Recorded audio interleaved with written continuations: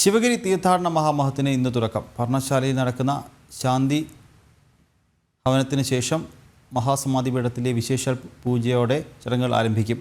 തീർത്ഥാടനത്തിൻ്റെ ഭാഗമായി ശിവഗിരിയിൽ സംഘടിപ്പിക്കുന്നത് 10ഓളം സമ്മേളനങ്ങളാണ്.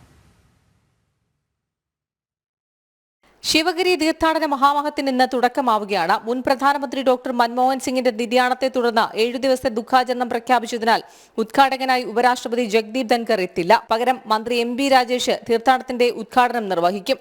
ട്രസ്റ്റ് പ്രസിഡന്റ് സച്ചിദാനന്ദ സ്വാമി അധ്യക്ഷത വഹിക്കുന്ന ചടങ്ങിൽ നിരവധി പ്രമുഖർ പങ്കെടുക്കും. പർണശാലയിൽ നടക്കുന്ന ശാന്തിഹവനത്തിനു ശേഷം മഹാസമാധി പീഠത്തിലെ വിശേഷാൽ ഗുരുപൂജയോടെ ചടങ്ങുകൾ ആരംഭിക്കും.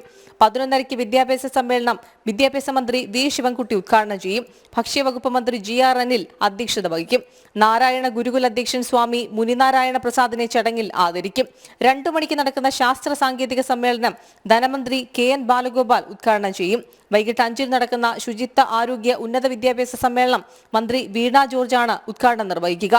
തീർത്ഥാടനത്തിന്റെ ഭാഗമായി ശിവഗിരിയിൽ സംഘടിപ്പിക്കുന്നത് 10ഓളം സമ്മേളനങ്ങളാണ്. ജനം, തിരുവനന്തപുരം.